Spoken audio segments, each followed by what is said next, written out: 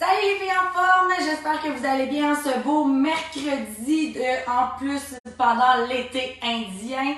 Il fait beau, il fait chaud et aujourd'hui pour le 31e épisode du Real Talk avec Mylène, je vous parle de comment manger équilibré. Si vous n'avez pas écouté le Real Talk de v'là 2 semaines au niveau des macronutriments, donc au niveau des lipides, des glucides et des protéines, ça se peut que vous me suiviez pas trop aujourd'hui. Alors, je vous invite d'abord à aller réécouter l'épisode de v'là 2 semaines pour vraiment suivre celui d'aujourd'hui qui fait en sorte, en fait, de vous mentionner que c'est possible de manger à peu près n'importe quoi tant qu'on vise l'équilibre alimentaire. L'équilibre alimentaire, en fait, là, c'est de venir trouver un milieu, un équilibre à travers les macronutriments pour réussir à donner à notre corps tout ce qu'on a besoin et de jamais être en excès de l'un ou l'autre de ces fameux macronutriments que je vous ai expliqués il y a 2 semaines. Alors, si par exemple, on veut, je sais pas, on va manger des chips. Bon, des chips, on le sait, c'est un glucide. Alors, ce qui va être important, c'est que on ne mange pas trop de glucides dans cette fameuse journée-là. Donc, si on veut manger des chips, c'est sûr que ce soir-là, on va pas manger des spaghettis ou c'est sûr que le lendemain matin, après avoir mangé des chips, on va pas manger 2 toasts au beurre de peanut. Ça fait aucun sens parce qu'on deviendrait à avoir un excès de l'un des macronutriments qui ferait dans le fond un déséquilibre au niveau de l'un ou l'autre de ces éléments-là en tant que tels. Un peu la même chose au niveau des lipides. Si on adore manger du fromage, mais qu'on mange du fromage en collation, on mange du yogourt le matin, on se fait des avocats avec chaque repas, on adore manger les olives, ben à un moment donné, ça ferait pas de sens parce qu'on aurait probablement un excès au niveau des lipides. Encore une fois, attention, si vous faites le mode cétogène, donc le keto, c'est sûr que vous allez avoir un excès au niveau des lipides parce que vous allez utiliser la cétogénèse, donc les gras pour venir avoir de l'énergie au lieu des glucides. Toutefois, si ce n'est pas la situation, trop de gras, trop de glucides ou trop de protéines va nous mener à un déséquilibre qui va faire en sorte qu'on n'atteindra pas nos objectifs santé, qu'on n'atteindra pas notre santé optimale et que probablement il va s'en suivre une prise de poids qu'on ne voudrait pas.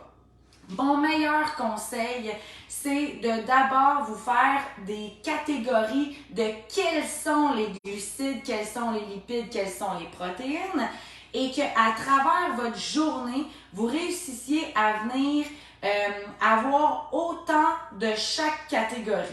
Je donne une journée type. Si on décide de commencer à déjeuner avec 2 toasts, on a alors des glucides. Donc, pour le dîner, par exemple, on pourrait se faire une belle salade avec amandes, graines et avocats. On aurait nos lipides. Et pour le soir, on pourrait prendre un steak avec des légumes où est-ce qu'on aurait nos protéines. Là, j'ai fait ça vraiment court. On peut entrer beaucoup plus en profondeur dans l'équilibre des macronutriments là, avec le fait de vraiment tout calculer, mais ça donne un aperçu global de ce qu'on devrait venir faire pour avoir un équilibre. Ça fait 800 fois que je dis le mot équilibre. En passant, vous pouvez retourner aussi dans les anciens Real Talk, soit sur la chaîne YouTube ou sur le Spotify, pour écouter comment qu'on atteint l'équilibre, mais au niveau émotionnel.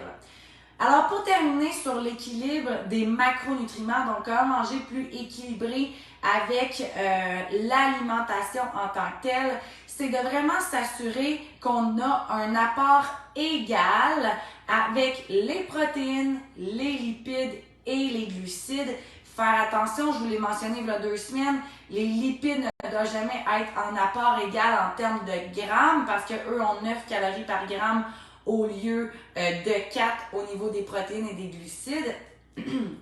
Et je vous invite donc à venir simplement tenir un journal de ce que vous mangez pendant environ 5 à 7 jours pour avoir une semaine type et par la suite de venir mettre en jaune, bleu et rose, mettons, les différentes catégories et regarder ce qui est prédominant au niveau de votre menu et ensuite venez faire des ajustements.